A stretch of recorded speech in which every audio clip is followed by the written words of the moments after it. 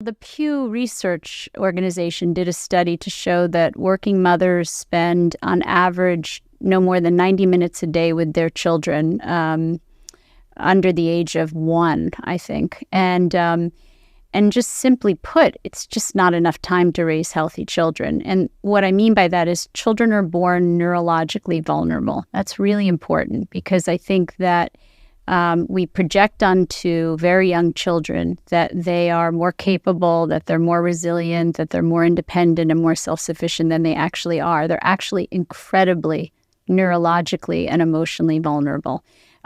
There is the idea that they are born too early, that they should probably be inside of us for another 8 to 9 months.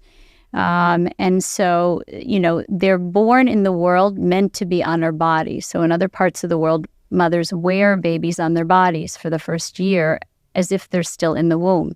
And there's a reason for that, because mothers serve in the first year as the central nervous system to babies.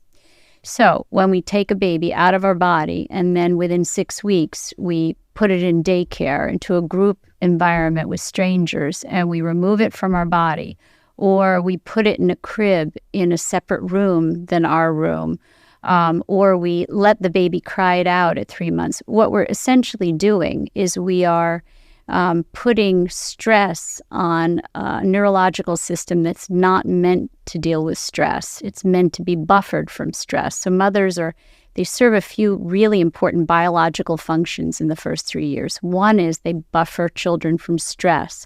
2 is they regulate children's emotions from moment to moment. Every time a mother soothes a baby or has skin-to-skin contact with the baby, she's basically regulating that baby's emotions and getting that baby's emotions from going too high and too low to a state of homeostasis. And that's really important because babies' brains are not meant to be under a great amount of stress.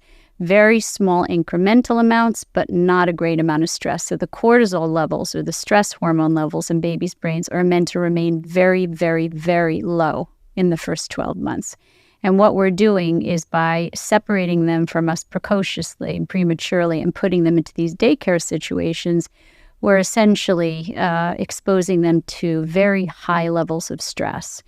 The problem with that is that when we turn a stress system on, a stress regulating system on, before it's meant to be turned on, because it's meant to really be offline for the first year, when we turn it on too early, it becomes the amygdala, this little tiny almond-shaped part of the brain that regulates stress in the brain, starts to grow and becomes highly active when it's not supposed to.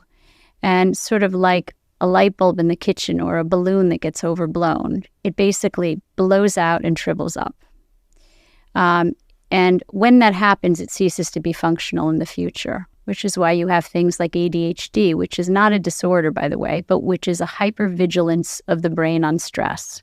It's a child's brain on stress.